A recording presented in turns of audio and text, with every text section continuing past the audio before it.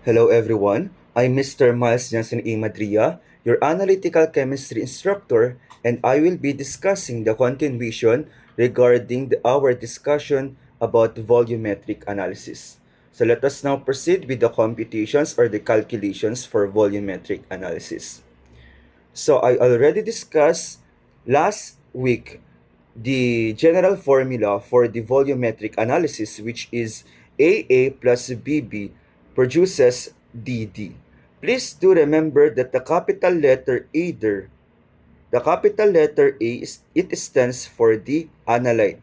The letter B it stands for the titrant, and the capital letter D it stands for the products. And of course, please don't forget that those small letters, small letter A, B, and D, represents the coefficient or the number of molecules present in those substances.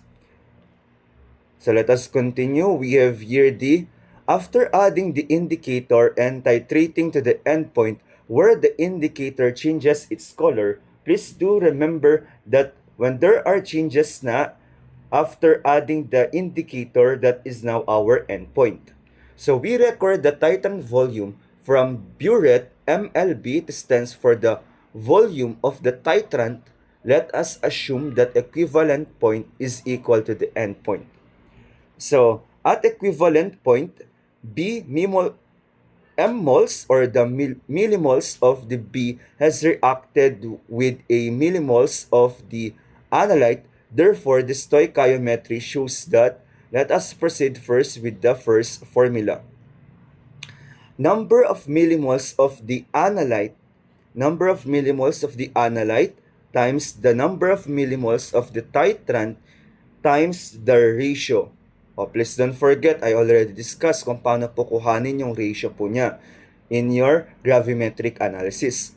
So the M moles there, it stands for millimoles. The M moles in the product side, of course, it is still millimoles. So gagamitin lang po natin yung formula na yan if the missing variable is mole ratio.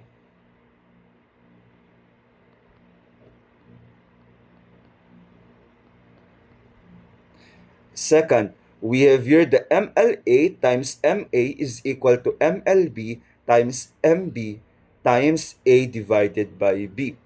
So with this one, gagamitin lang po natin siya kapag ang missing variable natin ay molarity or the volume. Again, molarity or the concentration and the volume. So the MLA, it stands for volume of the analyte. The MA, it stands for the molarity of the analyte. MLB, it stands for volume of the titrant. MB, it stands for the molarity of the titrant. And of course, we have here the ratio A divided by B. So let us read the formula for the molarity or the volume. First, volume of the analyte times the molarity of the analyte is equal to the volume of the titrant times the molarity of the titrant times the ratio coefficient A, it stands for the number of molecules for the analyte divided by the molecules of our titrant. And our last solution, or last formula, I should say, if the missing variable is weight or mass. Again, it depends on the missing variable kung ano po gagamitin natin. So again, weight or mass. So weight of the analyte times in milligrams divided by molar weight of the analyte is equal to MLB times MB times A divided by B. Please don't forget that the numerator there in our reactant side, it stands for the weight of the analyte into milligrams, expressed in milligrams. While the MWA there, it stands for the molar weight or the molar mass of the analyte. So those are the three formulas that will be used in the volumetric analysis. So from the above equations, we can calculate the molarity of the analyte. Again, if the missing variable is the molarity of the analyte solution, Ma, just don't forget the Ma there, it is into subscript. I forgot to edit. So, molarity of the analyte, if the missing variable, the molarity of the analyte is required. Again, molarity of the analyte is equal to the volume of the titrant times the molarity of the titrant times the ratio A divided by B divided by the volume of the analyte. Second, and also the weight of the analyte, A can be calculated if it is required. Again, when it comes to this one, again, that is weight of the analyte in milligrams, expressed in milligrams, is equal to the volume of the titrant times the molarity of the titrant times the ratio A divided by B times the molar weight or the molar mass of the analyte A.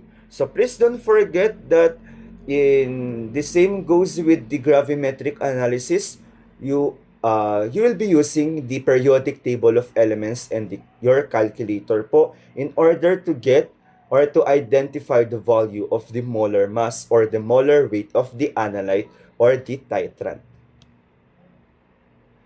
But if we weigh, let us say Zmg of a sample containing the analyte A and transfer this weight to the conical flask to titrate it after dissolution, then the required could be the percentage of analyte in the sample. So, if the missing variable is the percentage of the analyte, again, gagamitin lang po or hahanapin lang po ang percentage of analyte in the sample if there is a transferring of weight to the conical flask after the titration. So again, hahanapin lang po ang percentage of analyte in the sample if there is a transferring of the sample.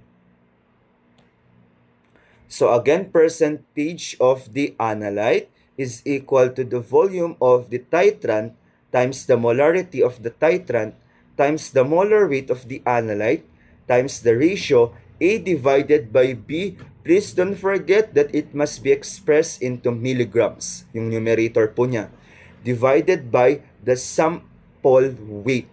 Again, expressed in milligrams times 100. To better understand it, let us have an example. I already discussed naman ang difference man po ni direct titration and ni back titration po natin. So let us now proceed with the volumetric calculations using molarity. Let us have an example. 300 milligrams of a Na2C2O4, Na2C2O4, it stands for sodium oxalate. I already discussed this one. The oxalate, it stands for C2O4. The chemical formula is C2O4. So, 300 milligrams of the sodium oxalate, Na2C2O4, the molar weight is 134. 95% of pure reagent was transferred to a titration conical flask. After adding acid solution and a suitable indicator, C2O42 negative or the oxalate ion was titrated with KMnO4. Please don't forget that KMnO4, it stands for potassium permanganate. The K stands for potassium and the MnO4, it stands for permanganate. So potassium permanganate, unknown solution according to the following titration reaction equation. So we have here the equation: 2 molecules of the permanganate ion plus the 5 molecules of the oxalate ion plus 16 hydrogen ion produces 2 manganese ion plus 10 molecules of the carbon dioxide plus 8 water molecules. If the volume of the potassium permanganate solution at the equivalent point was 34 ml, calculate the molarity of the potassium permanganate solution. So our missing variable here is the molarity of our permanganate solution. Since mahaba po ang atin pong problem, the first thing you need to do is to identify first the given. So isulat po natin mga binigay po sa atin pong problem. First, we have the given. First, we have to identify kung ano po ang atin pong analyte and kung ano ang ating titrant.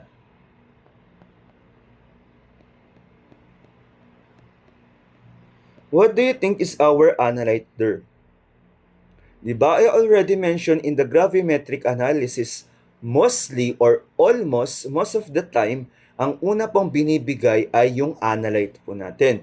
Because of course, it has an unknown composition, kaya't laging express po siya into percentage.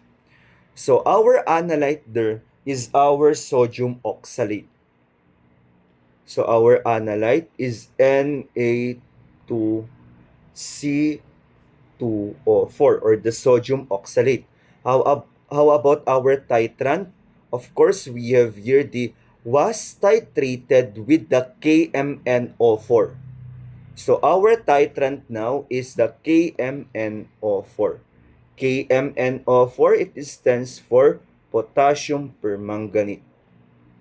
And the last given here is, please don't forget to identify the relationship between the analyte and the titrant para mas madali nyo po siyang maintindihan.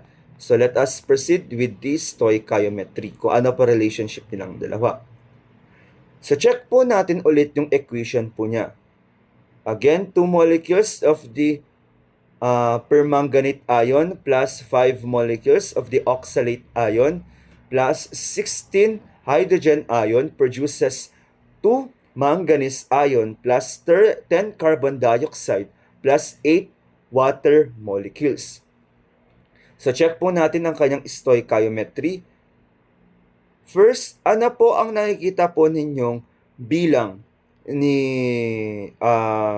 first si titrant po natin? Ilan po nakikita nyong bilang ni titrant natin, the Na2? The analyte, the Na2C2O4.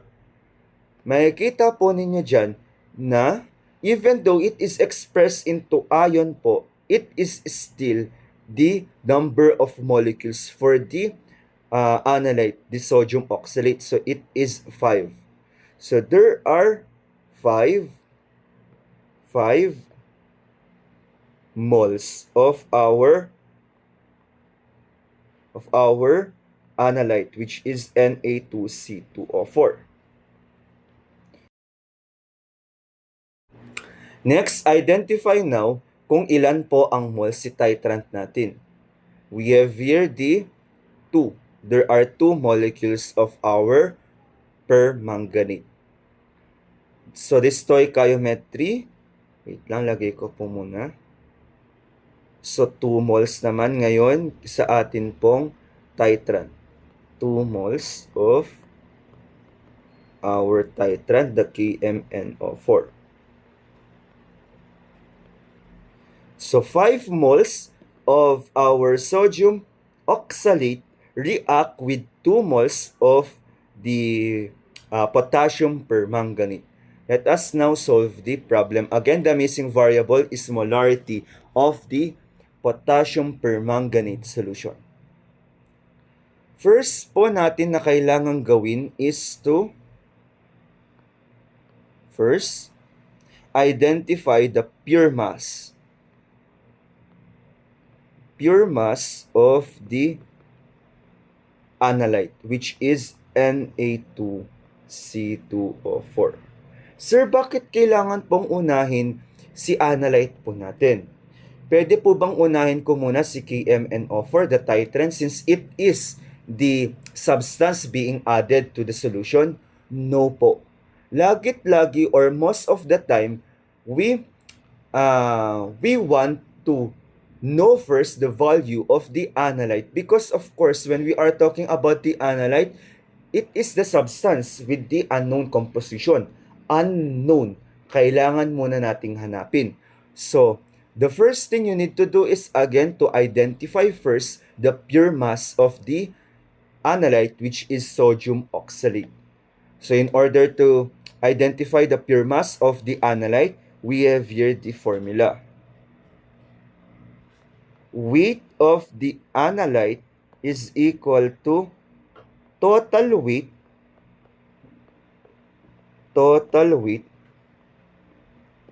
times the purity.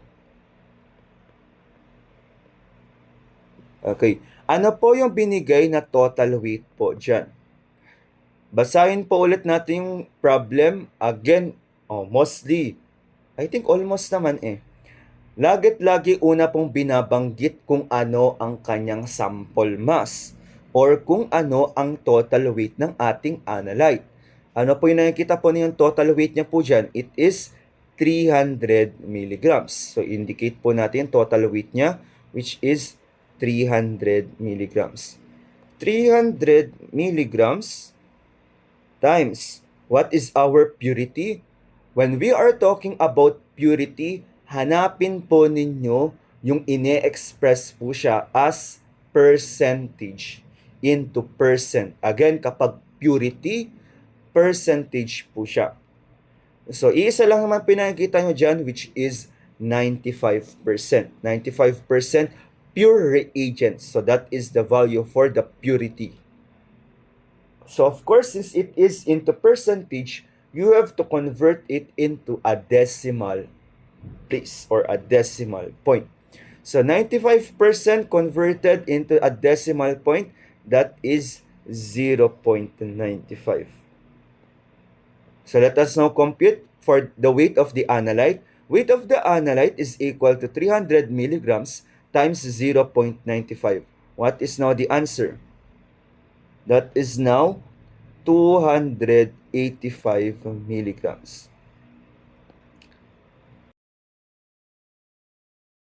So, nakuha na po natin yung weight of the analyte. Second now is hanapin po ang kanyang millimoles. Millimoles pa lang ulit ni analyte po ang hanapin the millimoles of the analyte which is the Na2C2O4. Balikan po natin yung atin pong formula for the millimoles of the analyte or the titrant kapag ang missing variable ay millimoles. Meron po tayo ditong number of millimoles A is equal to number of millimoles B times A divided by B. Sir, paano po yan? Wala naman pong binigay na number of millimoles for the titrant in our problem. May binigay po ba dyan? Wala po. So dahil wala pong binigay na number of millimoles for the titrant, meron pong another formula for the number of millimoles. Let us use this formula. Wait lang.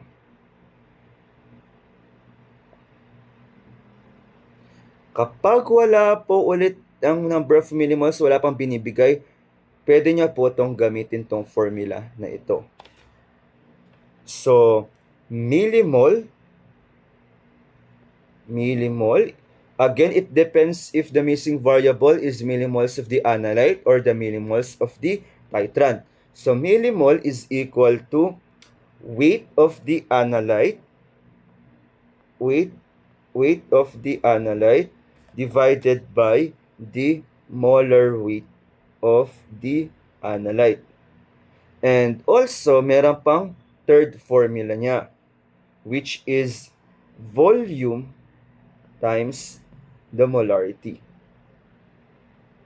So again, kapag wala pa pong binibigay, ito muna ang first na hanapin po ninyo. First na gagamitin na formula. Number of millimoles of the analyte is equal to number of millimoles of the titrant times the ratio A divided by B. Pero kung wala pa pong binibigay na number of millimoles po niya, sa kanya lang po pwedeng gamitin si second or si third po natin. Again, it depends on the given values po natin. So balikan po natin yung atin pong problem.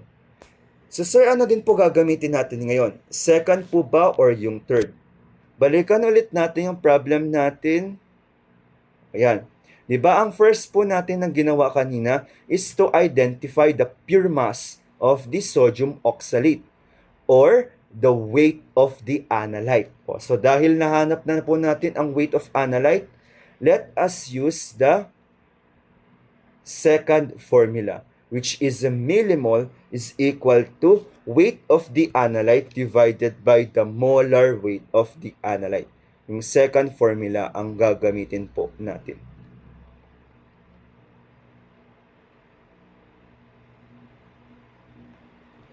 So, millimoles of our analyte is equal to the weight of the analyte divided by the molar weight of the analyte.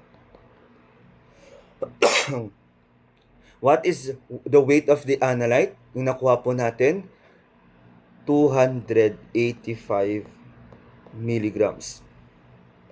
Divided by MW, again it stands for the molar weight or the molar mass.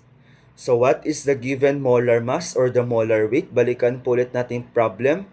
Ayan, may nakalagay po na open and close parenthesis. The molar weight or the molar mass is 134. So lagay po natin dun sa baba, 134 milligrams per millimole. Bakit it is expressed or ang unit po niya ay milligrams per millimole? Because that is the molar weight of the analyte.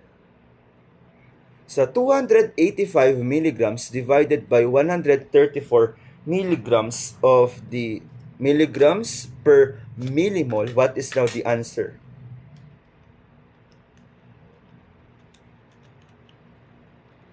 The answer is 2.13. Again, please don't forget if ang nakuha po ninyong value ay If ang nakuha po ninyong value ay more than 1, I need 2 decimal places. But kung ang nakuha namang value ay below 1, I need 4 decimal places. So the correct answer is 2.13 millimole. Sir, tapos na po ba tayo? Not yet. Diba ang atin pong missing variable ay molarity. Molarity of the potassium permanganate. Nakukuha pa lang po natin is yung millimoles of the sodium of the analyte, the sodium oxalate. Sa third po natin ngayon, since nakuha na po natin ang millimoles ng atin pong analyte, ang third na gagawin natin is hanapin naman ang millimoles ng ating titrant.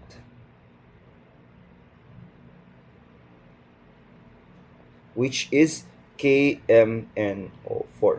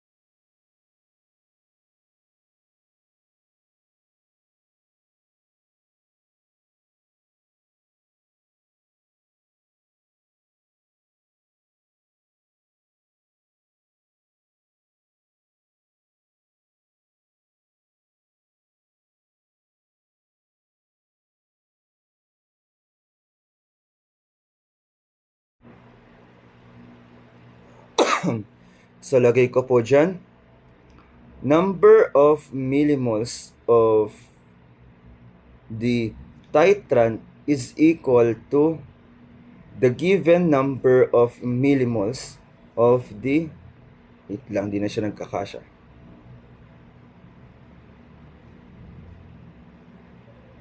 Singit ko na lang dito part. Number of millimoles of the, again, the missing variable is the titrant. Millimoles of the titrant is equal to the millimoles of the analyte times what is our ratio? Instead of A divided by B, ang gagamitin po natin ay B over A. Because the missing variable is titrant, the number of millimoles for the titrant. Ngayon, ano ulit ang nakuha po nating value for the millimoles of the analyte? That is 2.13. So, 2.13 millimoles times, what is our ratio? Ano po nakikita po ninyong ratio or coefficient ni titrant po natin, B natin? That is 2. Ito po siya. Ito po yung sinasabi ko, 2. Tapos 5.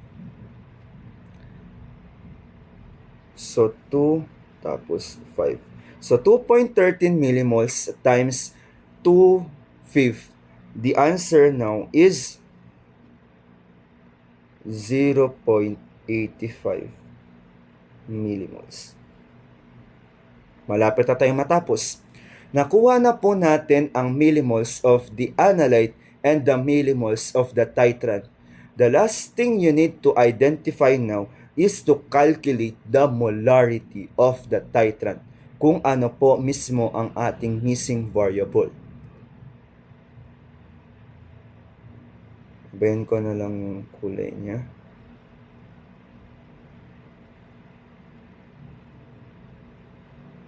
Okay. Again, ang hanapin natin ngayon ay yung molarity ng atin pong titrant. Molarity of our titrant is equal to millimoles. Oh, wait lang. Paano nga ulit yung formula natin for the molarity? Ito po. Ayan. Molarity of the analyte is equal to the volume of the titrant times the molarity of the titrant times A divided by B divided by the volume of the analyte po. Sir, paano po yan? Wala naman pong binibigay na, di ba meron tayong formula kanina dito? ml times B. O, di ba sabi natin, millimoles is equal to volume times B. Pwede times M. Pwede naman po tayo mag-derive na dyan ng formula. Paano po? Gumamit po tayo ng triangular formula. O, di ba? Nakalagay po dyan, millimoles dito. Tapos, ml times the molarity. Since our missing variable is the molarity, so molarity is equal to millimoles divided by the volume. Lagay po natin dun sa atin pong formula. So, millimoles of the, ano pong gagamitin? Millimoles po ba ni analyte or millimoles ni titrant? Of course, the millimoles of the titrant, because the missing variable is the molarity of the titrant. Millimoles of the titrant divided by the volume of the titrant. Ano po ulit yung nakuha nating millimoles niya? That is 0.85 millimoles. Divided by, what is the volume of the titrant? Check po natin sa problem. Ayan, meron pong binigay. If the volume of the permanganate solution at the equivalent point was 34 ml. Sir, do I need to convert it into a liter? Please don't forget that our volume here is expressed into milliliters, not liters. So, hindi na po siya kailangang i-convert. So, we have 34 ml. 0.85 millimoles divided by 34 ml. The answer now is 0.0250 molarity. O diba, I need 4 decimal places kapag below 1 ang ating value. That is now the correct answer, the molarity of our titrant. I hope nakakasunod pa rin po kayo. Okay, sige, let us have another one. Last example. Let us have another example. 300 milligrams. If you have questions regarding the first question here, wag po kayo mahihiyang magtanong po sa GC. Just like yung ginagawa po ng mga classmates ninyo na nagtatanong po sa GC, okay lang po yun. Wala pong kaso yun sa akin. Sasagutin ko naman po. Markahan ko lang to. Hanggang step 4 to. Let us now proceed with the second problem. 300 milligrams of a sample containing H3PO4. The H3PO4 there, it stands for H3PO4, it stands for phosphoric acid.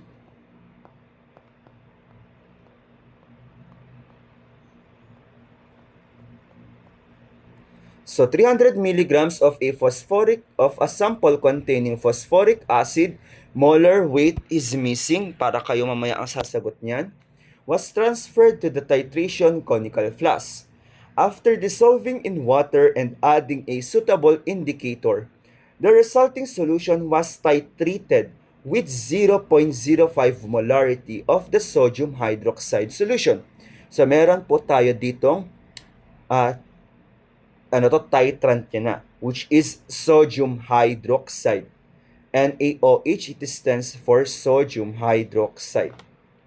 Solution, according to following titration reaction equation. Mahalaga pong i-identify at tignan po ninyo ang kanyang equation because we need the ratio of the coefficients for the analyte and our titrant. So we have here the equation H3PO4 or the phosphoric acid plus 2 molecules of the sodium hydroxide produces Na2HPO4 plus 2 molecules of the water.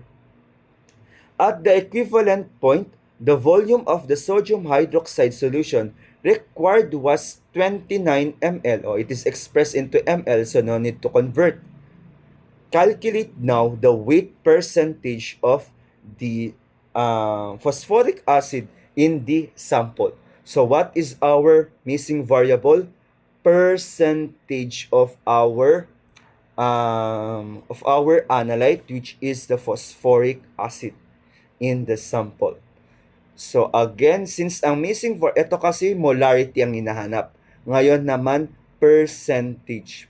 So dahil percentage po ang ating hinahanap, ito po ang atin pong gagamitin.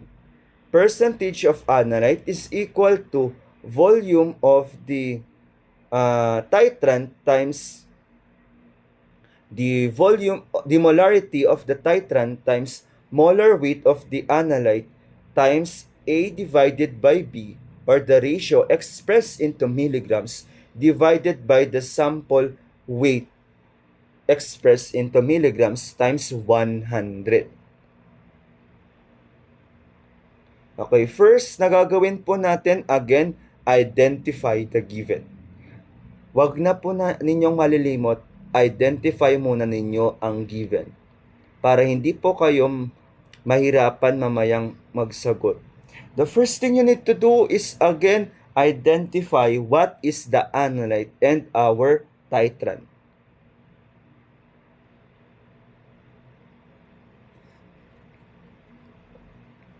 Okay, basahin ulit yung problem.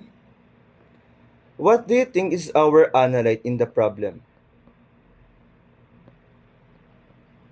Our analyte there, again, ang una binanggit, 300 milligrams of a sample containing phosphoric acid. So that is our analyte, H3PO4. What is our titrant there? Of course, since ang ating analyte ay H3PO4, our titrant now is the sodium hydroxide or the NaOH. Meron pa tayong given dyan, of course, our sample mass, 300 milligrams. And also, the volume of our titrant, o yan, di ba? At the equivalent point, the volume of the sodium hydroxide solution required was 29 ml. So, that is our volume for the titrant. Yun pa lang po ang binibigay. And yung 0.05 molarity, which is the molarity of our titrant solution, the sodium hydroxide. So, ang una po ninyong i-identify is kailangan po muli ninyong i-identify ang millimoles. Ano pong millimoles? Millimoles. Sir, ano pong hahanapin? Millimoles of the analyte or our titrant? Ang una pong hahanapin ay the analyte. Sir, paano po yan? Di ba kailangan po natin dito ng, di ba sabi po natin sa millimoles of the, nasaan ba yan? Millimoles of the analyte, kailangan po natin ng millimoles ni titrant. Wala pa naman pong binibigay na millimoles si titrant. The same goes with this one. Wala naman pong binigay na molar weight niya. So, ang gagawin po natin, ang una po nating i-identify ay millimoles of the titrant, which is the sodium hydroxide fluid. Sodium hydroxide. So, the millimoles of the sodium hydroxide, again, millimoles of the sodium hydroxide is equal to, check ulit natin. Again, ang first formula natin, since wala pa pong binibigay na millimoles of the analyte, wag po muna yan. Pili na lang po tayo dito sa second or sa third po natin. Since may binigay naman po na volume kanina, tapos molarity ng atin pong titrant, automatically, yung third formula po natin ang gagamitin. So, millimoles of the sodium hydroxide is equal to the volume of our titrant times the molarity of our titrant. What is the given volume there? It is 29 ml. So, lagay po natin sa problem is equal to 29 ml. Times, what is the given molarity? May binigay naman na po, 0.05 molarity.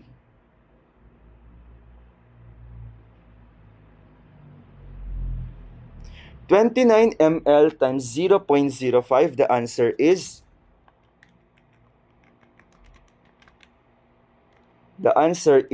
1.45. What is our unit? Since the missing variable is millimoles, of course, that is millimoles. So, nakuha na po natin yung first, which is the millimoles of the titrant. Second, let us now identify the millimoles of the analyte. Millimoles of the analyte, which is the phosphoric acid, H3PO4. Again, millimoles of the formula is millimoles of the analyte is equal to number of millimoles for the titrant times the ratio A over B. Meron na po tayo nakuhang value ni millimoles of our titrant, which is 1.45 millimoles. Times, what is our ratio? Observe po ninyo ulit ang atin pong ratio. Again, kung ang missing variable natin ay analyte, A over B. But if it is millimoles of the titrant, B over A. Sana po hindi po kayo nalilito dyan.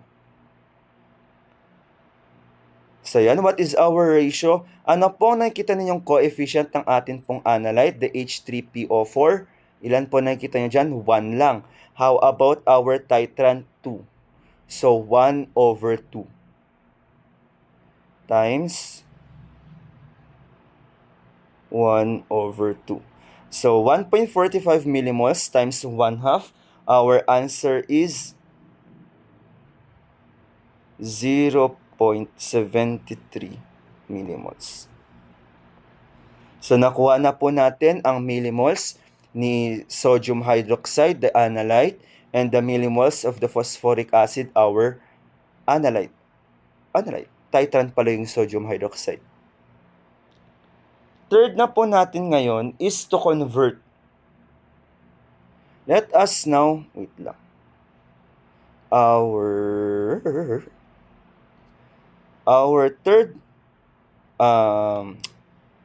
third step now is to convert the millimoles of the H3PO4, our analyte, to mass. Please don't forget, si mass natin, it must be expressed into milligrams. So convert the millimoles of our H3PO for the analyte to mass, which is into milligrams. So mass, our formula there is mass of... Sir, bakit kailangan po nating i-identify or i-convert ang millimoles ni analyte into mass? Di ba sa first problem natin, hindi naman po siya kailangan na i-convert siya into mass. Di ba, in our problem, in our formula, it is percentage of the analyte. Di ba, ang kailangan po natin dyan is yung mass po niya. Yan o, sample weight, yung mass po mismo ng atin pong analyte. So, kailangan po natin siyang i-convert. So, mass of our analyte, which is H3PO4, is equal to the millimoles, kung ano po nakuha ninyong millimoles, times the molecular weight. Molecular weight of the analyte or the titrant. Of course, ang hinahanap natin ay H3PO4, so molar weight of the titrant. Of the analyte, I should say. What is our millimoles for the H3PO4? That is 0.73 millimoles. So, lagay po natin dyan, 0.73 millimoles. Times, what is our molar weight for the analyte? Sinadya ko pong hindi po muna siya ibigay para isolve po ninyo. Paano po ulit kuhanin? Sige, lagay po natin yung sagot dito.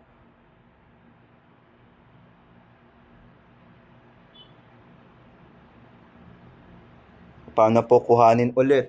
Kapag sinasabi po nating molar weight, it is just the same with the molar mass. So, check po ulit ninyo ang periodic table of elements. Ang hinahanap ay H3PO4. H3PO4. What is the atomic mass of the hydrogen? That is 1.01. I need a whole number only. So, 1. 1 times 3, since 3 ang kanyang number of atoms, 3. How about the phosphorus? Ano po ang atomic mass si phosphorus po natin? Paki-check nga. What is the mass of the atomic mass of the phosphorus? That is 30.97 or 31. How about the oxygen? 16. 16.00. 16 times 4, that is 64. So, 3 plus 31 plus 64, that is 98. That is now the molar weight of our phosphoric acid. So, times 98. Nasaan na ba?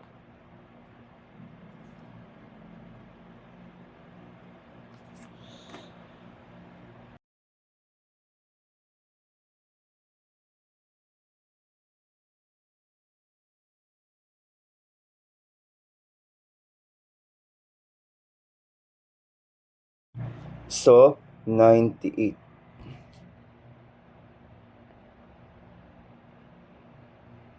98. Again, our unit is milligrams per millimole. Basta kapag mass po ang kanyang unit ay milligrams per millimole. So 0.73 millimoles times 98 milligrams of per millimole, that is 71.54 milligrams. That is now the mass of the H3PO4. And the last one now is ma-identify nyo na po. The last step now is to calculate the weight percentage. Calculate weight percentage.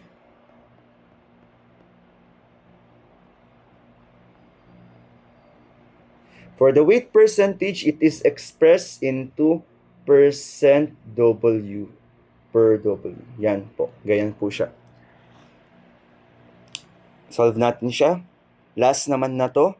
Percent of weight percentage is equal to, our formula is mass of our analyte, mass of the pure analyte,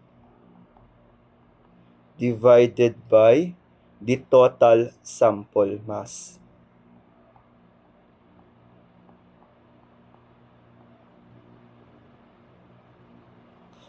Times 100. Please don't forget to multiply it to 100.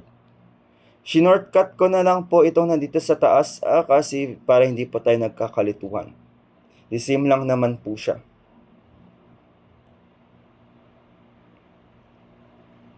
So, mass of the analyte, ano po nakuha nating mass of the analyte? Sa taas po niya, it is 71.54. So, 71.54 milligrams divided by, what is the total sample mass? Check po ulit natin yung problem. It is 300 milligrams divided by 300 milligrams. 71.54 milligrams divided by 300 milligrams times 100. So 71.54 divided by 300, the answer is 0.238466 and so on, times 100. The answer now is 23.85%. Sir, bakit kailangan po pong i-times sa 100? Of course, it is expressed into percentage, kaya times 100. So that is now the answer for the percentage of the H3PO for our analyte, the phosphoric acid in the sample. So that ends the calculation regarding the volumetric analysis. So if you have any questions again regarding the discussion for the calculations in the volumetric analysis, please don't forget to ask your questions in our GC. Huwag po ulit kayong mahihiyang magtanong. Then please don't forget, we will have our review session before your examination, your semifinal examination on Monday or Tuesday. Monday sections D and C. Then for sections A and B, ang review session po ninyo ay Tuesday naman. Again, we will have a review session. Sections D and C, it is on Monday. Then sections A and B, that is on Tuesday. You can drop your questions na po during the review session. And sagutin ko na rin po yung mga pinasagot ko po sa inyo. Or let us have another problem na wala po sa binigay ko or wala po sa PowerPoint po natin. So that ends the discussion regarding the volumetric analysis. Thank you so much everyone for listening. Goodbye.